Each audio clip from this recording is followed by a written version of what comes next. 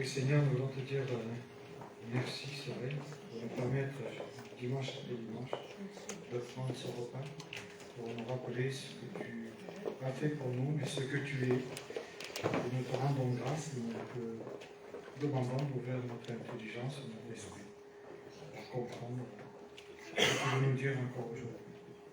Amen. Voilà, j'inviterai Sophie à mettre une jolie photo. Donc, cet enfant, je ne sais pas si vous le reconnaissez, s'il y en a parmi vous qui le reconnaissent. Moi, quand je l'ai vu, je ne l'ai pas reconnu. On lui donnerait le bon Dieu sans confessant. Hein. Il a une bonne bougne. Hein. Et cet enfant, on voudrait qu'il soit sauvé, bien sûr. Hein. Alors, qui sait? Est-ce qu'elle mourra? Non, pas du tout. Non, je vous le dirai plus tard. C'est quelqu'un de très connu. Très, très, très, très connu. Donc, c'est pas moi.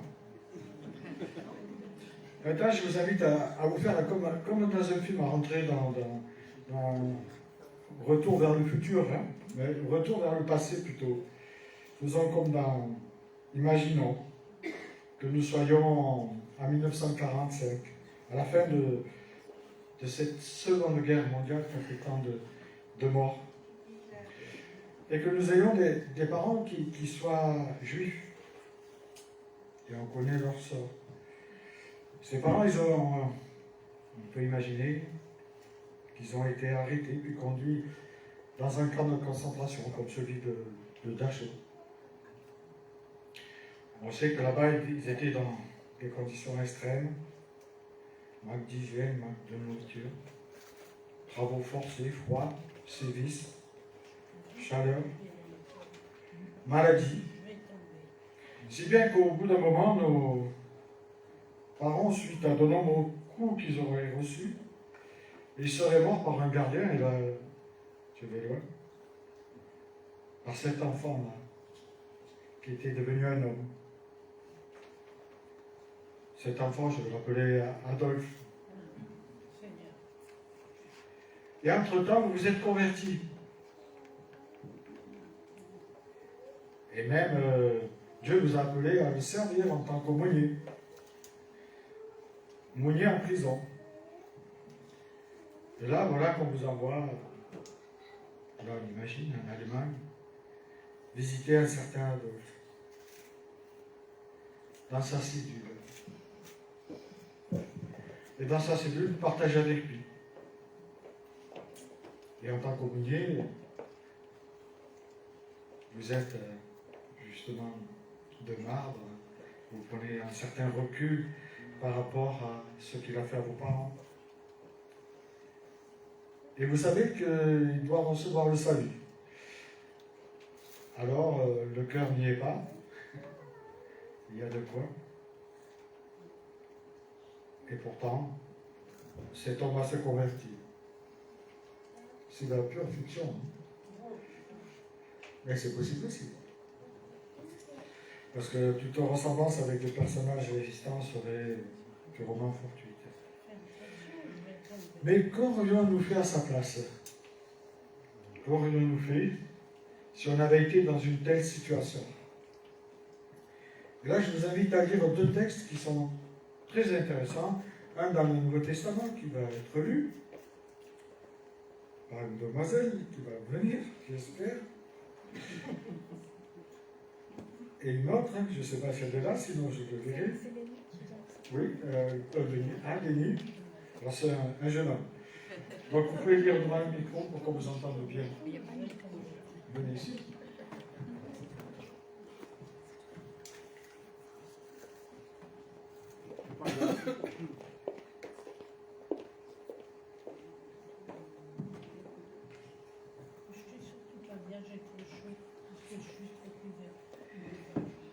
Alors Matthieu 5, verset 43.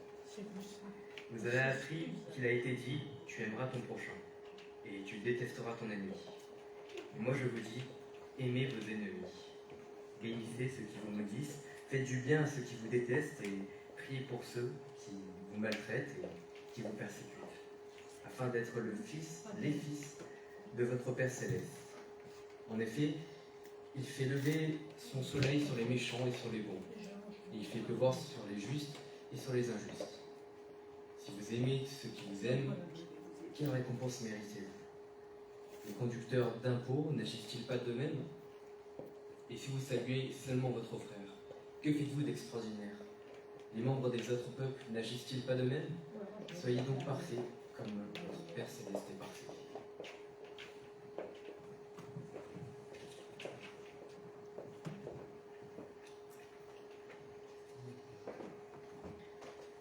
Jonas, verset 1. La parole de l'Éternel fut adressée à Jonas, fils d'Amitai.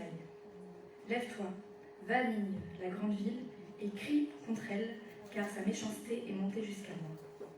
Jonas se leva pour s'enfuir à Tarsis, loin de la présence de l'Éternel. Il descendit à Jaffa, et il trouva un bateau qui allait à Tarsis. Il paya le prix du transport et s'embarqua pour aller avec les passagers à Tarsis, loin de la présence de l'Éternel. L'Éternel fit souffler sur la mer un vent impétueux, et il s'éleva sur la mer une si grande tempête que le bateau menaçait de faire naufrage. Les marins eurent peur. Ils implorèrent chacun leur Dieu, et ils jetèrent dans la mer les objets qui étaient sur les bateaux afin de l'alléger. Jonas s'était descendu au fond du bateau, s'était couché et dormait profondément. Le capitaine s'approcha de lui et lui dit : « Pourquoi dors-tu ? Lève-toi, fais appel à ton Dieu. Peut-être voudra-t-il penser à nous et nous ne mourrons pas. » Puis ils se dirent l'un à l'autre : « Venez, tirons au sort pour savoir qui nous attire ce malheur. » Ils tirèrent au sort, et le sort tomba sur Jonas. Alors ils lui dirent : « Dis-nous qui nous attire ce malheur. Quelle est ton occupation? Et d'où viens-tu? Quel est ton pays? Et de quel peuple es-tu » Ils leur répondirent : « Je suis hébreu, et je crains l'Éternel, le Dieu du ciel qui a fait la mer et la terre. » Ces hommes furent saisis d'une grande crainte, et lui dirent : « Pourquoi as-tu fait cela ?» Ils surent en effet qu'ils fuient loin de la présence de l'Éternel, parce qu'il le leur déclara. Ils lui dirent, « Que te ferons-nous pour que la mer se calme envers nous ?» En effet, la mer était de plus en plus déchaînée. Ils lui dirent, il lui répondit, « Prenez-moi et jetez-moi dans la mer, et la mer se calmera envers vous, car je sais que c'est moi qui attire sur vous cette grande tempête. » Ces hommes ramèrent pour gagner la terre ferme, mais ils ne purent pas y arriver, parce que la mer était toujours plus déchaînée contre eux. Alors ils s'adressèrent à l'Éternel et dirent, « Éternel, ne nous fais pas mourir à cause de la vie de cet homme, et ne nous charge pas du sang innocent. En effet, toi, Éternel, tu fais ce que tu veux. » Puis ils prirent Jonas et le jetèrent dans la mer. Et la fureur de la mer s'apaisa. Ces hommes furent saisis d'une grande crainte de l'Éternel. Ils offrirent un sacrifice à l'Éternel et firent des vœux.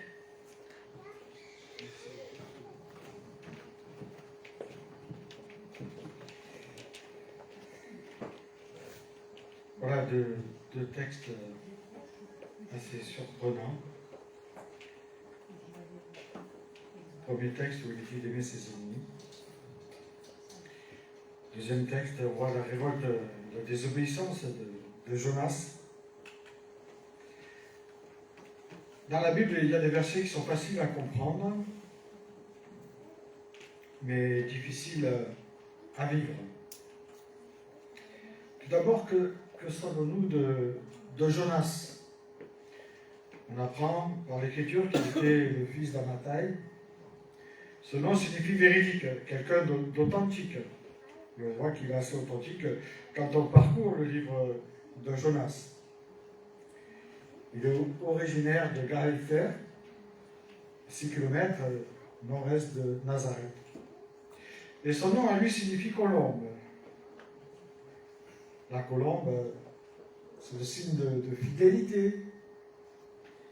Et on sait, après certains disent que quand une colombe, elle perd son proche, son compagnon, on pourrait dire, ou sa compagne, elle reste seule, tellement elle est fidèle. Cette colombe, elle est symbole aussi de douceur. Elle apporte un message de paix, de réconciliation. C'est l'animal qui annonce la fin du déluge aussi, on se souvient. Et il n'y a pas de hasard dans le choix de Dieu. Dieu demande à Jonas d'aller à Ninive, capitale des Assyriens. Une ville assez prospère, grande, où il y a près de 600 000 habitants, sans compter toutes les villes satellites qui étaient autour. Les Assyriens, on apprend qu'ils étaient un peuple très discipliné, un peuple joyeux, souvent occupé à la fête et aux célébrations. J'avais pensé aux gens du midi. Mais ils étaient de grande taille, type sémite, barbe et chevelure noire abondante. Et ils avaient un passe-temps très important. Et vous savez ce qu'était leur passe-temps? Leur passe-temps favori était de faire la guerre. Il y a mieux, mais bon. Et la plupart de ces soldats étaient des recrues mercenaires puissamment équipés.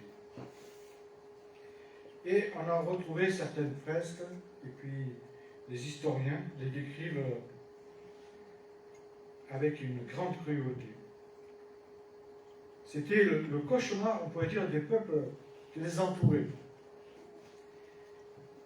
Tu peux enlever la photo. Ninive était bien connue. Elle a sévi pendant plusieurs siècles. Et il y a l'historien Al qui nous donne une description assez détaillée du roi d'Assyrie, Assur-Naphifal, 883, il nous dit 859. Le roi, quand il faisait une conquête, il avait l'habitude de brûler les villes. Bon, jusque-là, beaucoup le faisaient. Il ne voulait pas de prisonniers. Et quand il capturait les gens, Malheureusement, c'était pour les mutiler, surtout les mâles, adultes. Il leur coupait les mains, les oreilles. Il leur crevait les yeux. Ils étaient ensuite entassés pour périr, torturés par le soleil, les mouches, les blessures et la suffocation. Et les garçons et les filles, malheureusement, là aussi, ils étaient brûlés vivants sur un bûcher. Et les chefs, eux, ils étaient amenés en Assyrie pour être démembrés pour leur plus grand plaisir. Parfois, les corps mutilés étaient exposés comme ça au soleil. Parfois, les hommes de leur vivant, comme faisaient les Romains avec les chrétiens, ils étaient empalés. Et puis, souvent, ils coupaient la tête de leurs victimes après d'innombrables sévices. Les têtes étaient empilées en pyramide à l'entrée des villes qui voulaient assiéger et semer la terreur. Alors, une invasion assyrienne en Palestine peut être datée de 805 avant Jésus-Christ. Période justement qui correspondait à l'enfance de Jonas. Peut-être a-t-il été marqué par tous ces événements. Peut-être a-t-il perdu quelqu'un de précieux de sa famille, un proche, en tout cas des gens de son peuple. Toujours est-il que quand Dieu lui demande d'aller dans cette ville, il part l'opposé, il part en Espagne. Il pense être loin de Dieu. Il pense ne plus entendre cette voix qui lui dit d'aller voir ces gens qui sont horribles. Pourquoi Dieu lui demande d'aller proclamer le salut à ces êtres immondes, à ces êtres sans pitié, à ces barbares? Comment Dieu peut-il demander cela à Jonas qui a vécu certainement des choses malheureuses? Trop, c'est trop pour lui. C'est au-dessus de ses forces. Parce que Jonas sait ce qui va se passer. Il appréhende même ce qui va se passer. Alors il part. Il paye même son voyage, ça c'est surprenant. Voyage qui était cher à l'époque. Et Jonas, il met le prix. Il ne veut plus entendre parler de Dieu. Il tient tête à Dieu. Et même, on voit que lors de ce voyage, il préfère la mort à aller à Ninive. Il dit aux marins de le jeter par-dessus bord. Et la mer se calmera. Il pense que ça va être fini, que Dieu ne pourra pas le rattraper une fois qu'il sera mort. Mais je vous invite à lire la suite. Ces pauvres marins se sont exécutés avec une grande crainte. Et ce qui est intéressant, c'est qu'on voit que là, ces marins se convertissent. Jonas, lui, par contre, ne veut pas sauver ces sauvages, comme on dit. Car à ses yeux, il mérite simplement la colère de Dieu. Dieu lui-même, quand on lit le verset 2, n'a-t-il pas dit qu'ils étaient méchants? Et Dieu parle du sort des méchants dans la Bible. Alors comment peut-il envoyer son prophète annoncer le salut à des hommes aussi méchants?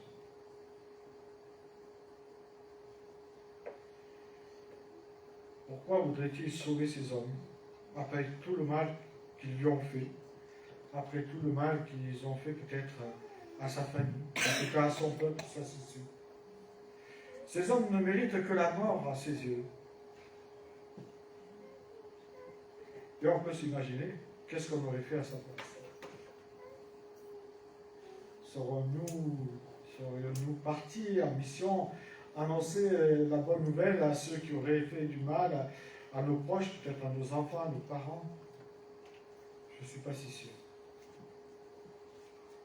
Et c'est assez intéressant parce qu'il expose le motif de sa fuite au chapitre 4, verset 2. Il parle de ce Dieu qui est miséricordieux.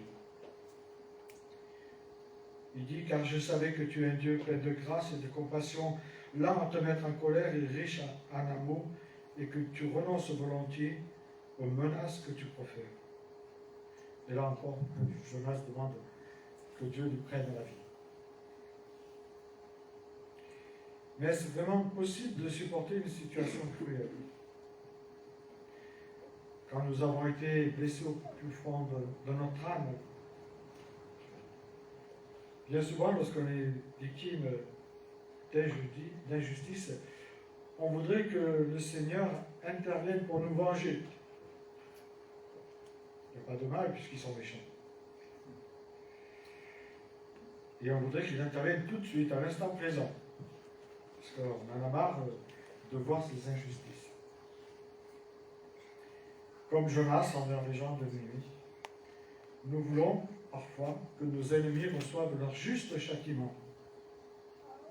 En tout cas, ce que nous appelons un juste châtiment. Sans possibilité de miséricorde ou de pardon de Dieu. Ils ne le méritent pas. Ils ont trop fait de mal. Et c'est intéressant dans la lecture qui arrive dans Colossiens. Il est question que nous aussi, nous étions ennemis de Dieu. Incirconcis, ça veut dire ennemi de Dieu. Ça veut dire méchant dans le grec. Donc, on voit que ça englobe beaucoup de choses. C'est vrai que pour la plupart d'entre nous, la bonté de Dieu, la miséricorde de Dieu est incompatible avec le principe de la justice de Dieu.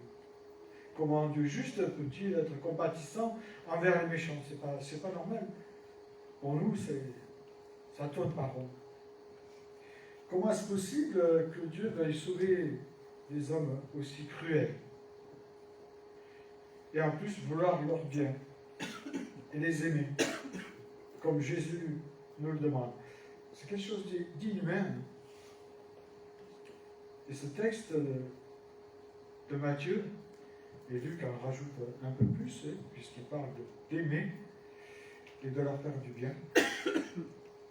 Jésus nous demande l'impossible. On peut dire qu'il met la barre très haut. Il nous présente 3 degrés envers nos ennemis, lesquels on doit avoir. Le premier, c'est les aimer. C'est pas facile, hein? Bon, c'est intéressant, il est question de l'amour divin, l'amour agapé, hein? Mais quand même, c'est désirer ardemment qu'il se répande. C'est désirer qu'il soit sauvé. Ceux qui nous ont fait du mal, on doit désirer qu'ils soient sauvés, nous dit Jésus. Waouh! Ça devient compliqué. Et puis lui, justement, il a rajouté leur faire du bien. Là, ça va très très très loin, tout ça. C'est-à-dire appeler la bénédiction de Dieu sur eux, plutôt que la vengeance de Dieu sur eux. En souhaitant qu'il leur survienne du bien et en laissant notre vengeance de côté, comme le dit Romains 12, 22. Et le troisièmement, le dernier, est celui qu'on croit pouvoir faire le plus aisément, le plus facilement, mais qui est quand même le plus difficile. Parce que c'est celui qu'on fait par rapport à Dieu. Jésus nous donne un ordre, et l'ordre c'est de prier pour nos ennemis. Prier pour ces hommes qui sont perdus, qui nous entourent. C'est aussi prier, prendre le temps d'intercéder pour eux, de ne pas les oublier dans nos prières quotidiennes ou hebdomadaires. Intercéder pour qu'ils se convertissent, qu'ils changent de direction, qu'ils comprennent le mal qu'ils font. Et c'est vrai que quand on commence à prier pour ses ennemis, pour ceux qu'on déteste, entre guillemets, en priant, le Seigneur fait naître un petit bourgeon qui va s'épanouir et devenir comme une fleur pour justement prier avec sincérité pour ceux qui nous ont fait du tort. Et là, notre blessure finira par disparaître. Vous savez, les psaumes sont très intéressants. Le psaume 73 est très intéressant parce que c'est le cœur de l'homme qui parle. Et le psaume 80 nous dit de lâcher prise, c'est-à-dire remettre, lâcher le panier, hein, c'est plutôt traduit comme ça dans le psaume 80, c'est remettre à notre Dieu notre histoire afin qu'il s'en occupe. Nous avons qu'à aimer, à essayer de faire du bien et à prier pour ceux qui nous font du mal. Il ne faut pas oublier que les chants que nous avons chantés, ils parlaient de consécration à Dieu.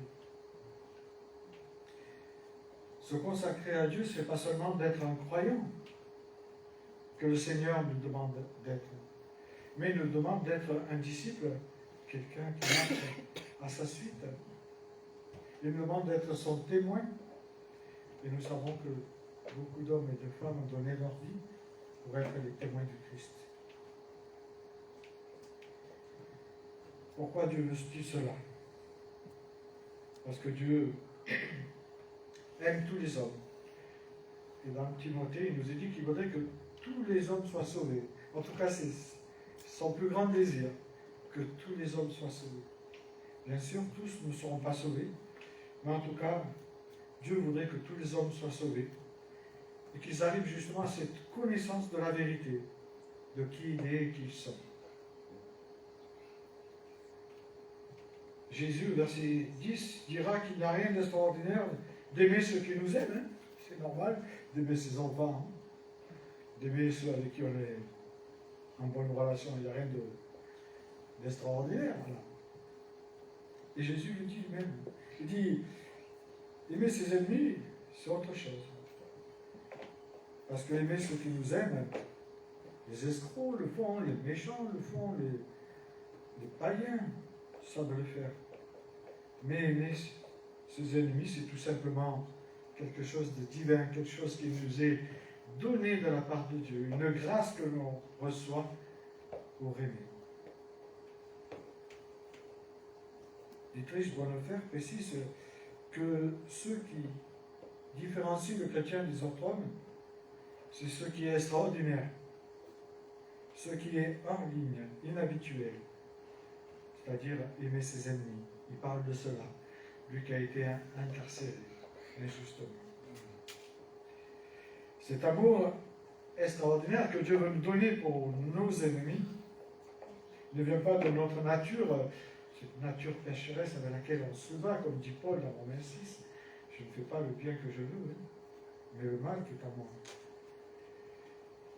Mais cet amour-là ne peut venir que de la présence de l'Esprit Saint qui peut nous remplir de la présence de Dieu.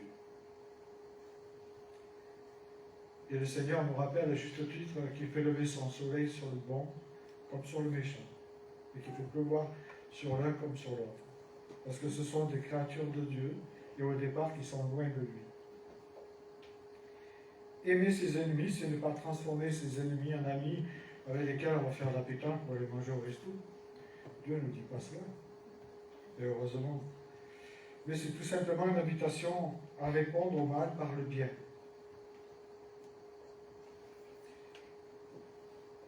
En ayant cette attitude, nous mettons sur la tête de ceux qui nous font du mal des charbons ardents. Autrement dit, nous témoignons de la bonté de Dieu pour eux. Ça signifie cela, les charbons ardents. Témoigner que Dieu les aime malgré ce qu'ils font. Parce qu'il nous a aimés, nous aussi, alors que nous étions loin, ennemis. Ne l'oublions pas. Suivons le Maître qui nous invite à aimer nos ennemis. Je vous invite à prier.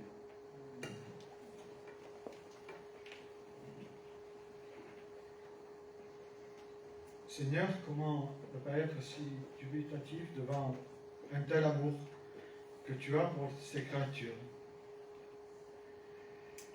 Merci parce que tu es le Dieu de l'impossible, le Dieu extraordinaire, qui peut remplir nos cœurs de bonté et d'amour, même pour ceux qui nous ont fait du mal. Et je te prie pour chacun de nous, Seigneur, d'enlever peut-être s'il y a de l'amertume ou des difficultés à prier pour un tel ou tel. Vraiment, visite-nous. Visite-nous, rappelle-nous que toi aussi, tu as été patient envers nous. Et tu nous invites à être patient, mais à intercéder régulièrement, afin qu'à notre tour, nous puissions être des enfants dignes d'être appelés chrétiens. Merci parce que cela ne peut venir de nous. Tu connais nos faiblesses, nos manquements, et nous te prions justement, Seigneur, pour que ce matin, tu nous remplisses de cet amour agapé pour que nous l'ayons pour toutes les créatures, quelles qu'elles soient, d'où qu'elles viennent. Et qu'afin le plus grand nombre soit sauvé. Ô Seigneur, donne-nous cet amour, nous en avons besoin, car nous jugeons si facilement, nous tombons vite dans des colères en voulant une justice qui soit si tranchante. Mais toi, tu es ce Dieu patient. Tu as su attendre avec nous pendant des années parfois. Et nous te demandons, nous aussi, de ne pas nous décourager, de savoir prier avec attention et avec une grande attente pour ceux qui nous auraient fait du mal. Et nous te demandons vraiment, Seigneur, que tu passes dans nos rangs ce matin, que par ton Esprit Saint, tu nous visites, tu nous remplisses de cet amour, pour qu'à notre tour, nous soyons à ton image. Au nom de Jésus-Christ. Amen.